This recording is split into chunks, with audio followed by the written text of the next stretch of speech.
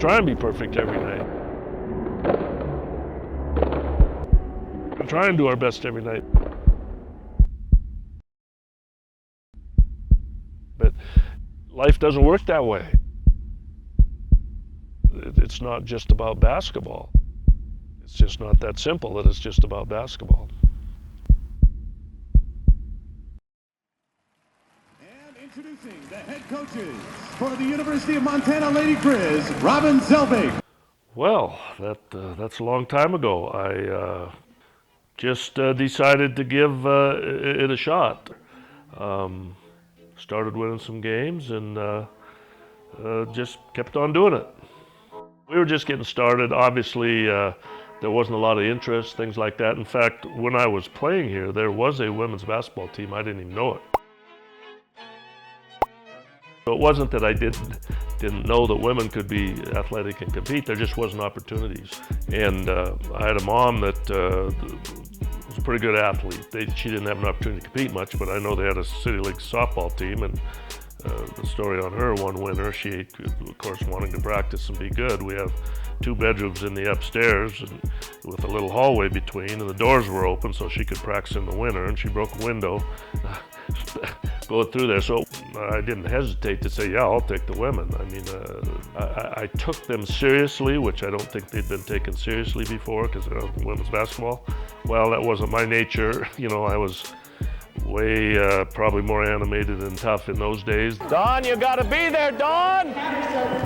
Karen, did you see that? Go in for Dawn. Well, game days have been pretty similar for me for the 41 years I coached. They're basically horrible. As I've said many times, I've been talked to many times, I could not help the way I was in a game.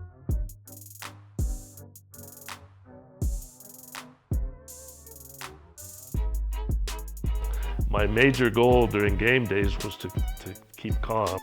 I'd play piano or I'd go listen to soft music or something to just try not to be, and then the ball would go up and it was like a cattle prod. It hit me, and that's the way it was. And that really never changed over 40 years, hardly at all. Thank you! X3! She got a new toy. It's called Making Baskets. We made fast progress here. This university started doing things because of Title IX or whatever. It's because it was the right thing to do. Doesn't make sense. Why would, if you grow up a boy, why would men have more opportunities than women? Doesn't make any sense. But a lot of things throughout history didn't make sense, and that you look back on now and go, boy, that was crazy. I think there was a little discussion too, is ladies an appropriate term? Do they want to be ladies? I mean, it was all positive to me. It was a way to differentiate, and then we really did develop an identity along with that. Lady Grizz had the kind of their own thing, and I've always thought that's been a good thing.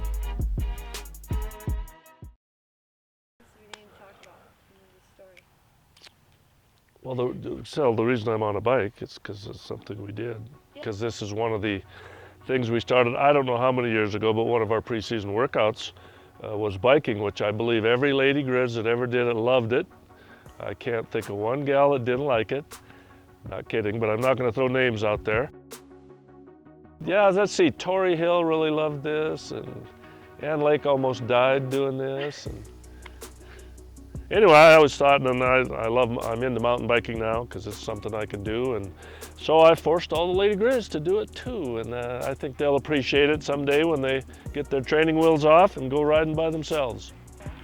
What was up with the perm? Yeah, that was obviously the chemical imbalance there for a couple of years. Actually, the perm, which I just soon that picture wasn't around anymore, that was a time where the old perm idea was all you do is this, and you're ready to go. So that was the reason, and one of those, looking back, it probably wasn't, but that was my idea. It was popular to get perm at the time. I don't remember scores. I don't know that I could tell you the score of any game, but I remember more, I swear I would remember more that bus trip and this trip and in the locker room after the game and going to the M and going on a bike ride, and I remember more about people, the ladies, than I do about what the score was of the game. Of course, I'm probably starting to get Alzheimer's, so I can't remember scores of games. And I remember, and this never changed over 40 years of Lady Grizz. Everybody wanted to be in my car just because they felt safe. That's one thing that everybody agreed never changed. Rob's driving. Well, I could be the dad. I don't like to be called the granddad. The Lady Grizz family, you know, when you say that could sound hokey or whatever, but I really, it's a good term to use because it includes so many. Players and coaches, trainers, administrators, fans.